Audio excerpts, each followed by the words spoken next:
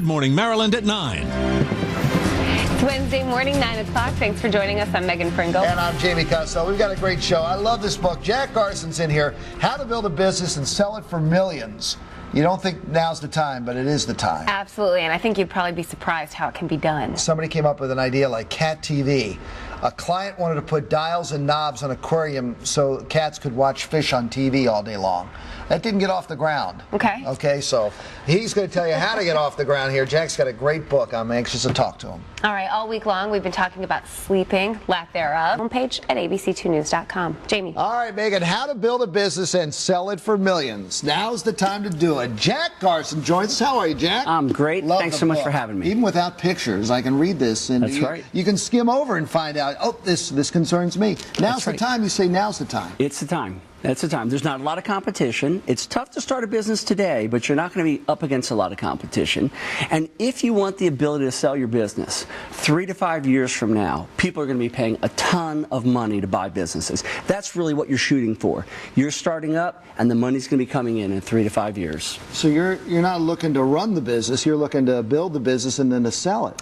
The first 20 chapters in the book are all about building it. You could stop right there and just have the best business in the world, but you're going to get a fortune if you go to sell it. The second 20 chapters are all about that, and we're going to reach a period. This thing goes in cycles, and we'll reach a period in 3 to 5 years where people will be spending a lot of money to buy businesses. Is this almost like flipping a house? It is like flipping a house, but a lot more complicated. Yeah. Why do businesses fail? I know you've been in the boardroom. You've said, and you ran your own business, still do. Still do. What do you see in there? I mean, there's so many reasons they fail, but there's 4 key things you want to make sure you do. You want to have consistent profitability. You want to have a competitive edge. You want to have sustainability, and you want to have scalability. There's a bunch of other factors, but those are the top 4 for success. What are those that make success? The bosses that you have come across, what have you learned from them?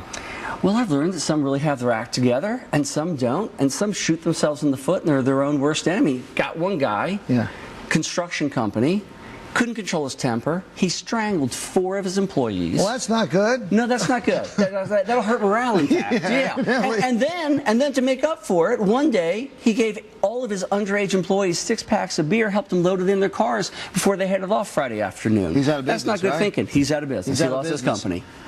If I'm sitting at home, I'm sitting in a cubicle right now, what do I do? What do I do? I mean, I got an idea. What do I do with the idea? Here it is on paper. What do I do? First thing you do is buy the book, because it has a roadmap to everything. And then, do you have a profitable business idea? If you do, create a business plan.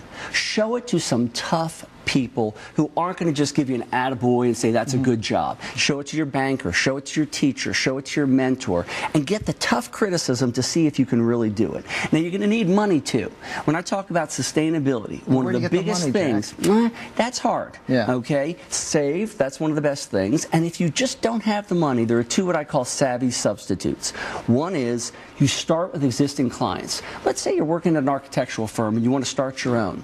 Well, there might be 1 or 2 clients that say, listen, if you give me a really good break on the rate, I'll guarantee you business for a year or 2. There you go. The other thing is start small. Too many people start with the whole big shebang. They start this enormous restaurant that costs a fortune. You got to serve 200 meals a day in order to succeed. Start with a little deli. Start small and build up from there. That's good, man. That's good. But the environment's right for it right now. It's always a good time to start a good business. If you have a good idea, they'll beat their door. They'll beat their way to your door. All right, craziest business idea you've ever heard? Well, you mentioned earlier Cat TV. Because Megan kind of liked that idea. Yeah, that's right. We're going to pull one out of storage for her. I love it.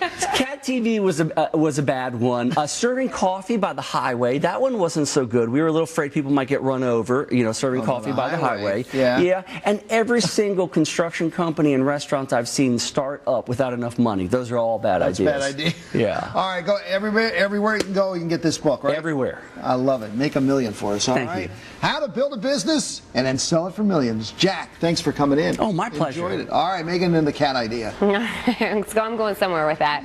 All right, thanks, Jamie. Well, the Final Four, it's down to Final 3 now. Coming up, Dancing with the Stars.